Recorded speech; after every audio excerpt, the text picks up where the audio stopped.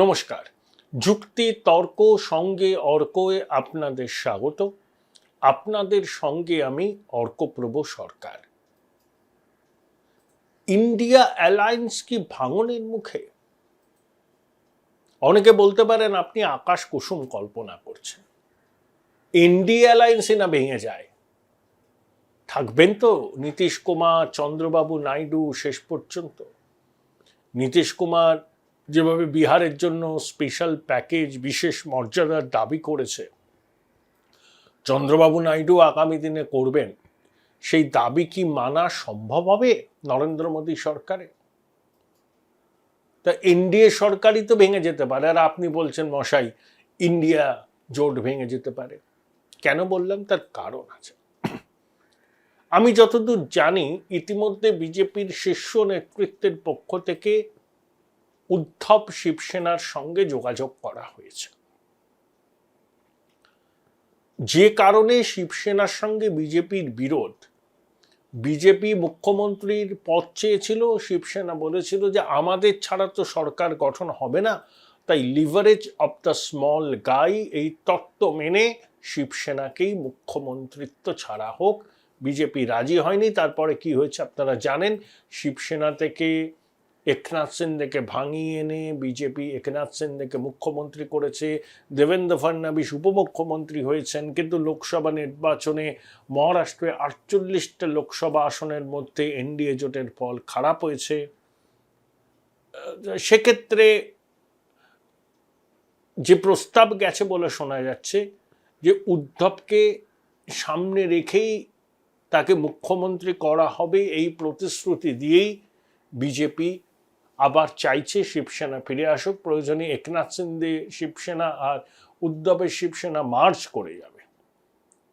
কারণ একনাথ সিন্ডের বক্তব্য কি ছিল? যে বিজেপি শিবসেনা স্বাভাবিক মিত্র, শিবসেনার সঙ্গে এনসিপি কংগ্রেসের কোনো সমঝোতা হতে পারে না, এরা বালা সাহেব ঠাকরের নীতির বিরোধী, তাই উদ্ধব সেই নীতির বিরুদ্ধে হেঁটেছেন, তো কিছু করণীয় নেই বলেই তারা সেখান থেকে বেরিয়ে এসছেন। এখন শিবসেনার প্রধান মুখপাত্র রাজ্যসভার সাংসদ সঞ্জয় রাউত কি বলছেন? মহারাষ্ট্রে ভোট আছে পুজোর আশেপাশে, যে উদ্ধব ঠাকরেকে মুখ করেই মহাবিকাশ আঘাড়ির ভোটে যাওয়া উচিত।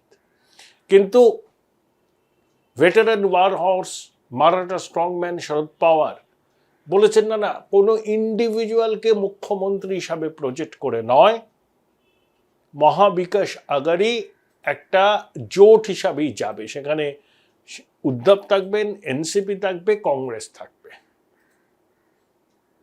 এতেই অনেকে আন্দাজ করছেন যে শিবসেনা উদ্ধব শেষ পর্যন্ত মহাবিকাশ আঘাড়িতে থাকবে না।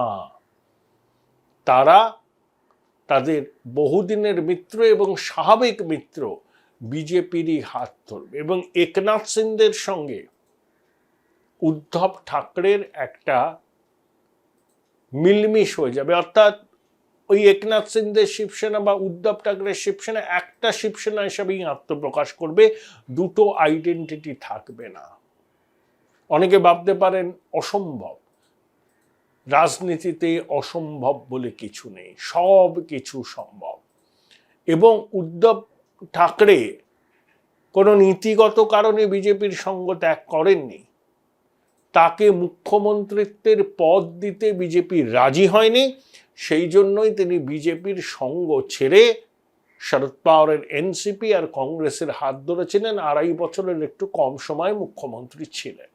এখন বিজেপি যদি তাকে মুখ্যমন্ত্রিত্বের প্রস্তাব দেয়, বলে যে বিজেপি বা এনডিএ জিতলে উদ্ধবই মুখ্যমন্ত্রী হবেন, সেক্ষেত্রে উদ্ধব কিন্তু আর কাল বিলম্ব করবেন না, মহাবিকাশ আঘাড়ির সঙ্গ ত্যাগ করে বিজেপির সঙ্গে হাত মেলাবেন। কারণ বিজেপি স্বাভাবিক মিত্র, দীর্ঘদিনের সহযোগী।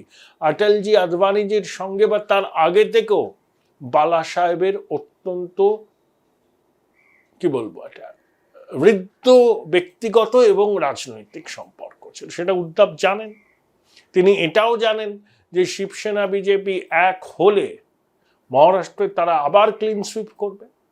সেখানে যদি বিজেপি নেতৃত্ব উদ্ধবকে মুখ্যমন্ত্রিত্ব দেওয়ার ব্যাপারে অঙ্গীকার করে, তাহলে উদ্ধব মহাবিকাশ আঘাড়ির অ্যালায়েন্স ছেড়ে যে বেরিয়ে আসবেন না তার কোনো গ্যারান্টি নেই।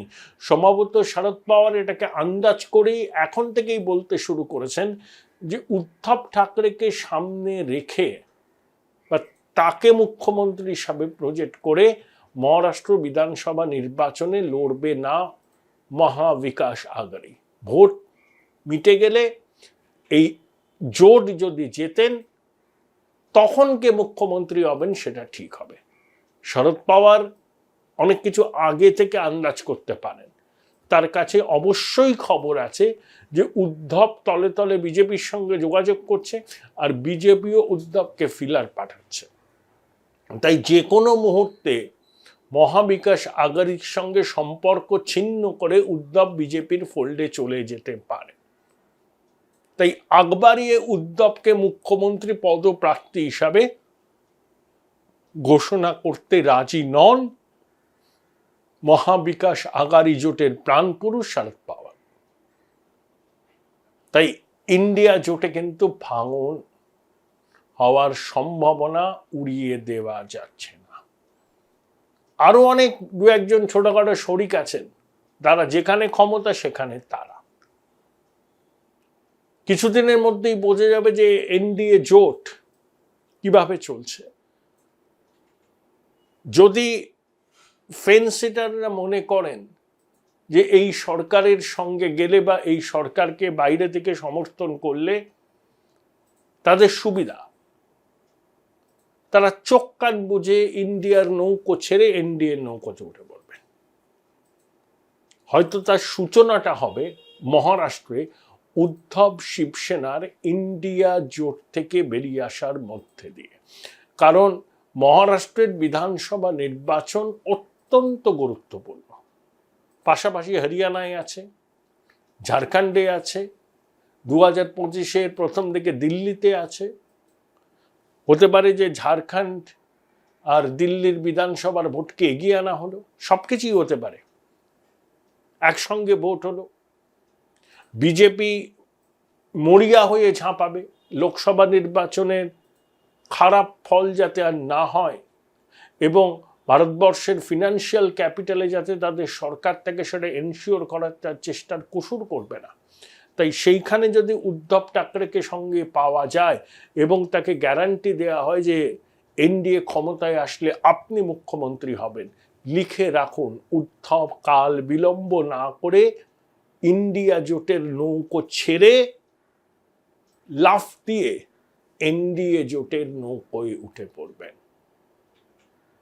Join Indian Institute of Hotel Management now. Right choice, right decision.